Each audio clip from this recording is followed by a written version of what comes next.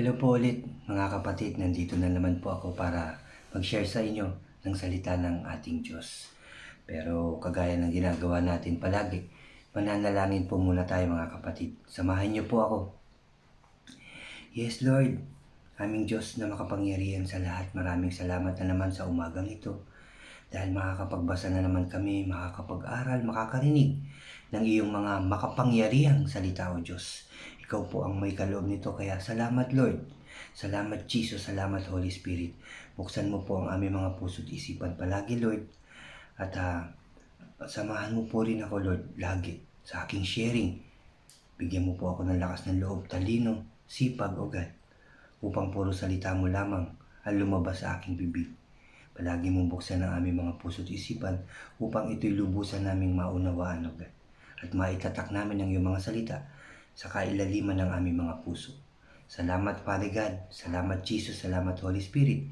Inaangkin na namin ang katagumpayan ng aming gawain ito o Diyos. Pinupuri ka namin, pinasasalamatan, sinasamba at dinadakila o Diyos sa tanging pangalan ng aming Panginoong Hesukristo.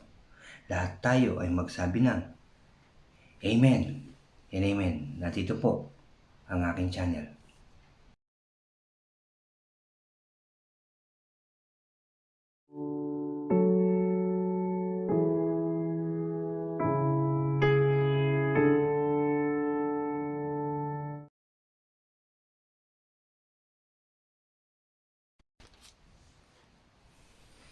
Hello po ulit mga kapatid, magandang umaga po ulit sa inyong lahat. Diyan po sa mga bago sa aking channel, huwag niyo pong kalimutan na mag-subscribe, paki-like and share niyo po ang aking mga videos, paki-click na rin ang notification bell para lagi po kayong updated sa mga bago ko pang i-upload. Salamat po mga kapatid, salamat po. Kahapon, isinare ko sa inyo ang chapter 25 mga kapatid na may pamagat itong mga handog para sa santuario, ang kaba ng tipan. At sabi dito, ang mesa ng tinapay na handog sa Diyos at ang lagayan ng ilaw. No? Details by details nga ang sinabi ng Diyos kay Moses para sa gagawin at purong ginto ito mga kapatid at mamahaling mga lino, tapos mga akasya mga kapatid. Ngayon mga kapatid, dito na po tayo sa chapter 26 na may pamagat na ang tabernakulo ng Diyos mga kapatid.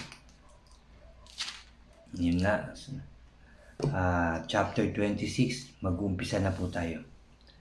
Sabi dito sa ang tabernakulo ng Diyos, para sa tabernakulo, gumawa ka ng 10 pirasong tela na yari sa telang lino na hinabi sa lanang kulay asul.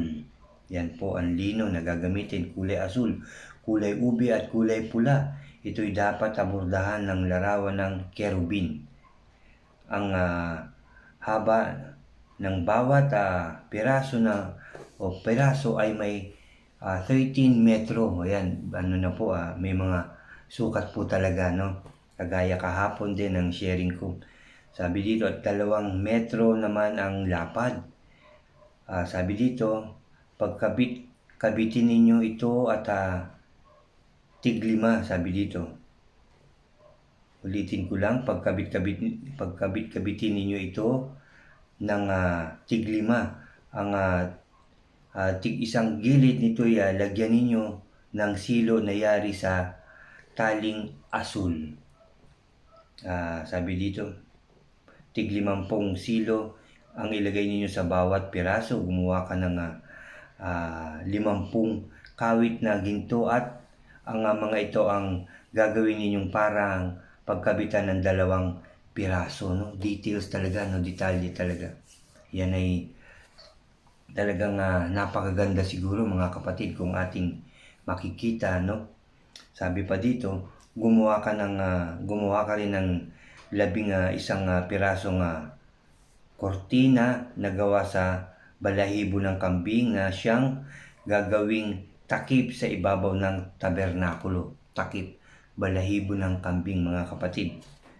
Bawat isa nito'y 13 metro ang haba at 2 metro naman ang lapad.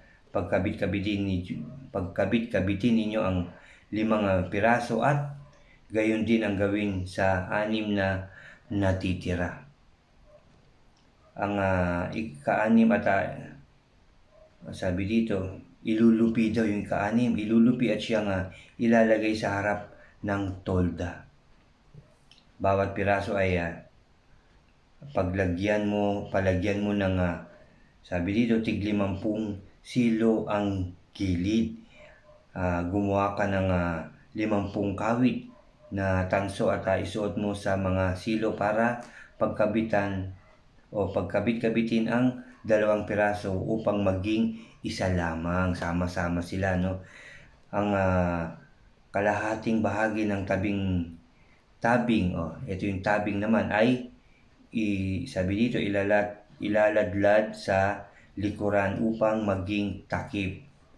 Ang kalahating metrong sobra sa mga tabi ay siyang takip sa gilid. Ito ay lalagyan pa ng 2, sabi dito, patong ng pulang balat at ilalim ay balat ng tupang lalaki at ang ibabaw ay balat na mainam, maayos, maganda ang mga gagamitin dapat, mga kapatid, dahil ito nga ang tabernakulo ng Diyos, itong pinagagawa ng Diyos kay Moses. Ang tabernakulo ay igagawa mo ng mga patayong haligi na gawa sa akasya. May patayo, mga kapatid, may mga haligi siya. Bawat haligi ay 4 na metro ang haba at 0.7 metro naman ang lapad. Bawat haligi ay lalagyan ng tigalawang mitsa para sa pagdurugtong. Sa gawing timog, 20 haligi ang ilalagay mo, sabi pa dito, at ikabit sa 40 patungang pilak. 40 patungang pilak. Sabi dito, 2 patungan sa bawat haligi, 20 haligi rin ang gagawin mo para sa gawing hilaga at 40 patungan, 2 rin sa bawat haligi. Sa likod naman sa gawing kanluran ay 6 na haligi ang ilalagay mo. Sabi dito, verse 23, at 2 para sa mga, sabi dito mga kapatid, 2 para sa mga sulok, mga kapatid. Tama. Ang mga haliging panulok ay pagkabitin mo mula sa ibaba hanggang sa may argolya sa itaas. Kaya 8 lahat ang haligi sa likuran at 16 naman ang patungan. No? Details by details talaga, mga kapatid, ang pinagagawa ng ating Diyos kay Moses. Verse 28, mga kapatid, gawa ka rin ng pahalang na haligi sa yari sa akasya, 5 sa isang tabi, 5 sa kabila at 5 sa likod sa gawing kanluran. Ang mga pahalang na haliging pagitan ay abot sa magkabilang dulo ng dingding. Ang mga patayong haligi ay balutin mo ng ginto at kabitan ng mga argolyang ginto na pagsusuotan ng mga pahalang na haligi sa binalot din ng ginto. Balot na balot sa ginto, mga kapatid. Gawin mo ang tabernakulong ayon sa planong ipinakita ko sa iyo sa bundok. No, may pinapakita ang Diyos na plano sa bundok kay Moses. Kaya nung magawa yan, talagang perfect, mga kapatid. Maayos, napakaganda, no? Sabi sa verse 31, gumawa ka ng kortinang yari sa puting lino at lanang asul, kulay ube at kulay pula. Bordahan mo ito ng larawan ng kerubin. Laging may kerubin, mga kapatid. Isabit mo ito sa mga kawit na ginto na nakakabit sa 4 na haliging akasya na binalot din ng ginto at nakatindig sa 4 na sabi dito, patungang pilak. Nakatayo siya. Sabit mo ang tabing na ito sa sa tapat ng kawit sa bubong ng tabernakulo at ilagay sa likod ng tabing ang kaban ng tipan. Nandun siya. Ang tabing na ito ang siyang maghihiwalay sa dakong banal at sa dakong kabanal-banalan.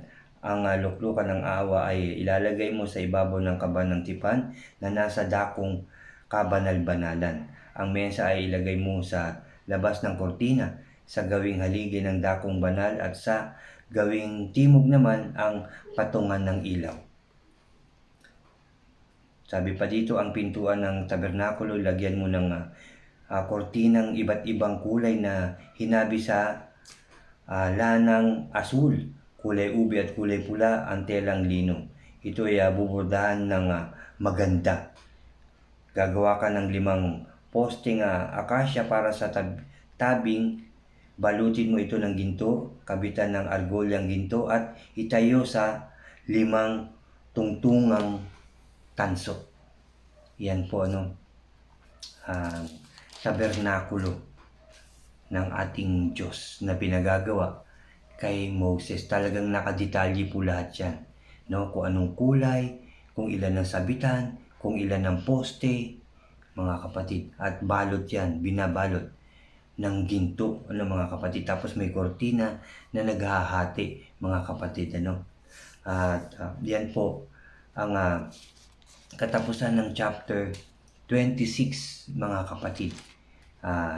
Inuulit ko lang na talagang detalye kagaya kahapon sa mga pinagawa na rin kay Moses, hanggang ngayon dito sa chapter 26 nakadetalye, talagang pinapakita na vision, talaga nakikita siguro ito talaga ni Moses na kung anong style, kung anong yari, kung gaano kataas, kung gaano kaganda, mga kapatid, ko anong mga kortina nito, talagang nakikita niya, kaya ito'y nagawa ng maayos. Ulitin ko lang, ang tabernakulo ng Diyos, pinapakita yan kay Moses lahat para kumpleto ang paggawa para sa atin din, mga kapatid.